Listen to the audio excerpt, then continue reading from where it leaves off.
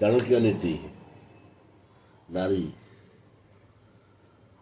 ନାରୀ ଭଗବାନଙ୍କ ଠାରୁ ମଧ୍ୟ ଶକ୍ତିଶାଳୀ, ଚତୁରୀ ଏବଂ ଲୋଭନୀୟ।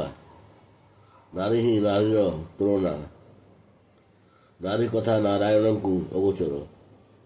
ସାଧାରଣ ମଣିଷ କ'ଣ ସହଜରେ ନାରୀକୁ ବୁଝିପାରିବ? ସୃଷ୍ଟିକର୍ତ୍ତା ଭଗବାନ ମଧ୍ୟ ନାରୀର ମାୟା ଜାଲରେ ଆବଦ୍ଧ ହେବାକୁ ବାଧ୍ୟ ହୋଇଥାନ୍ତି। ପ୍ରତ୍ୟେକ ପ୍ରାଣୀ କିଛି ନା କିଛି କର୍ମ କରିବା ଆବଶ୍ୟକ।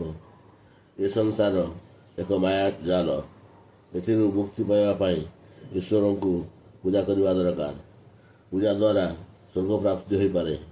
ଯଦି କିଛି କରି ନ ପାରୁଛ, ତେବେ ନାରୀକୁ ପ୍ରେମ କରି ଶିଖ, ସବୁକିଛି ପାଇପାରିବ। ଖରାପ ସମୟ ପାଇଁ ଧନ ସଞ୍ଚୟ କରି ରଖିବା ଦରକାର। ଧନ ସହିତ ନାରୀ ପ୍ରତି ସାବଧାନ ରହିବା ଉଚିତ। ନାରୀ ଏବଂ ଧନ ପାଇଁ କେବେ କେବେ ଠକିଯିବାକୁ ହୋଇଥାଏ। ଯୁବତୀ ସୁନ୍ଦରୀ ହେଉ ବା ନ ହେଉ, ଭଲ ଗୁଣର ଏବଂ ଉଚ୍ଚ ବଂଶଜା ହୋଇଥିଲେ ତାକୁ ବିବାହ କରିବା ଉଚିତ।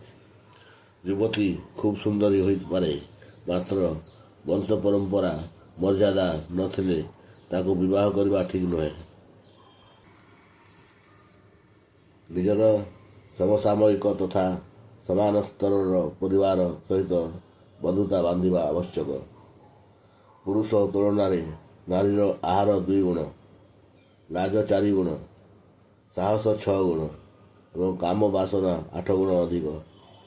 ନାରୀ ପୁରୁଷ ଅପେକ୍ଷା ଅଧିକ କମଳାଙ୍ଗୀ। ସେ ପୁରୁଷର 2 ଗୁଣ ଭୋଜନ କରୁଥିବାରୁ ତା ବାସନା ପୁରୁଷଠାରୁ ଅଧିକ।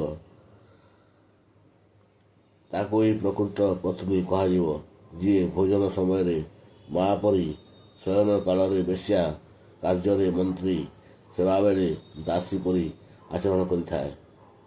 ରାଜା, ଗୁରୁ, ବନ୍ଧୁପତ୍ନୀ, ଶାଶୁ, ମାତାଙ୍କ ସମାନ।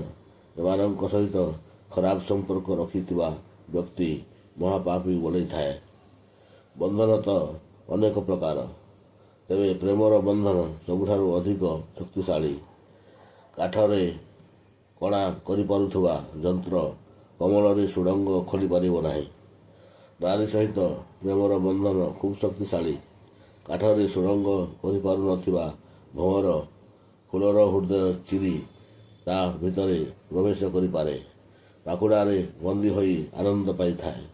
ପ୍ରେମର ବନ୍ଧନ ସବୁଠାରୁ ଶକ୍ତିଶାଳୀ।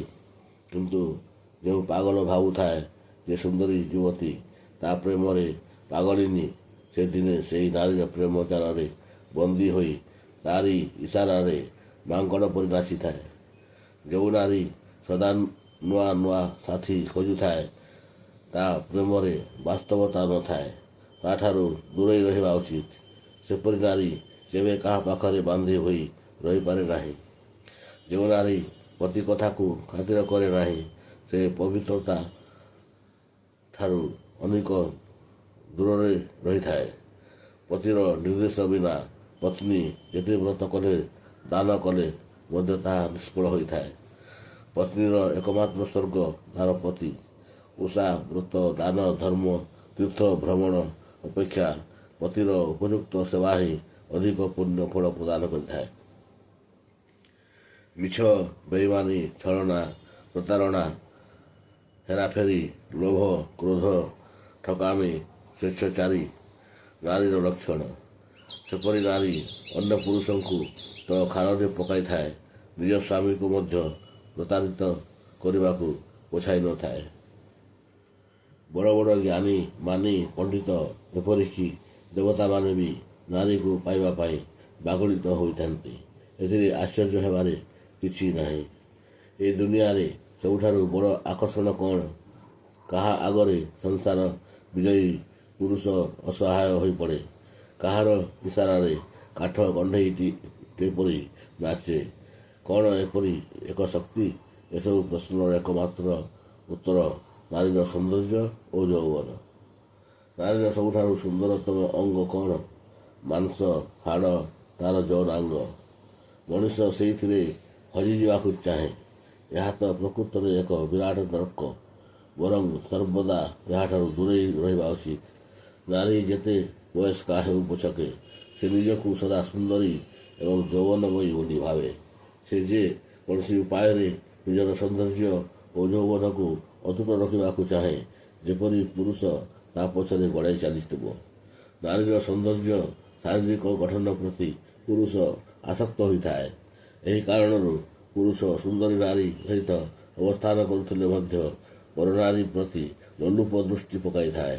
ଏମିତି କରିବା ସମୟରେ ସେ ଭୁଲିଯାଏ ଯେ ସବୁ ନାରୀଙ୍କର ଅଙ୍ଗ ପ୍ରତ୍ୟଙ୍ଗ ଏକାପରି। ଏ ଦୃଷ୍ଟିରୁ ପୁରୁଷ କେବଳ ଗୋଟିଏ ନାରୀ ସହିତ ସମ୍ପର୍କ ଯୋଡ଼ିବା ଉଚିତ। ମାସିକ ଧର୍ମ ହେବା ପରେ ନାରୀ କୁଆଁରୀ ଭଳି ପବିତ୍ର ପାଲଟିଯାଏ। ମାସିକ ଧର୍ମ ସମୟରେ ପୁରୁଷ ଭୁଲରେ ମଧ୍ୟ ନାରୀ ସହିତ ସମ୍ଭୋଗ କରିବା ଉଚିତ ନୁହେଁ। ଏହାଫଳରେ ପୁରୁଷର ଆୟୁ କ୍ଷୀଣ ହୁଏ। ଏ ସଂସାରରେ ଅଧିକତର ଯୁଦ୍ଧ, ହତ୍ୟା, ବିଭୀଷିକା କେବଳ ନାରୀ ଜନିତ କାରଣରୁ ସଂଘଟିତ ହୋଇଥାଏ। ଏଥିପାଇଁ ବୁଦ୍ଧିଜୀବୀ ନାରୀର ମାୟା ଜାଲରେ ଫସିବା ଆଦୌ ଉଚିତ ନୁହେଁ। ଯେଉଁ ନାରୀ ସକାଳେ ମା ପରି ପତିର ସେବା କରେ, ଦିନରେ ଭଉଣୀ ପରି ଭଲ ପାଇବା ପ୍ରଦାନ କରେ, ରାତିରେ ବେଶ୍ୟା ପରି ସୁଖ ଦାନ କରେ, ତାକୁ ସୁଖଦାୟିନୀ ଉପଯୁକ୍ତ ପତ୍ନୀ ଭାବରେ ଗ୍ରହଣ କରାଯାଏ। ତାର ରଙ୍ଗ, ରୂପ, ଶାରୀରିକ ଗଠନ ଯେମିତି ହେଲେ ମଧ୍ୟ ତାକୁ ସ୍ୱାମୀର ସୁଖ ମିଳିଥାଏ।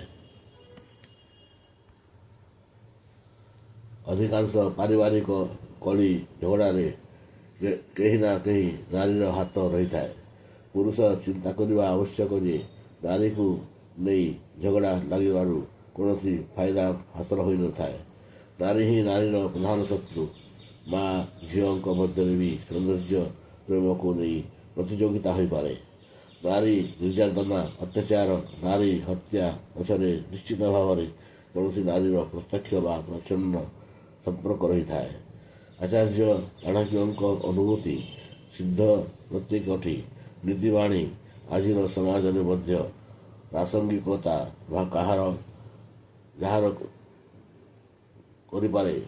ଏଣୁ ପ୍ରତ୍ୟେକ ପୁରୁଷ ଓ ନାରୀ ଏସବୁ ପାଠ କରି ସଚେତନ ହେବା ସହିତ ସୁସ୍ଥ ସମାଜ ଗଠନ କରିବା ଆବଶ୍ୟକ।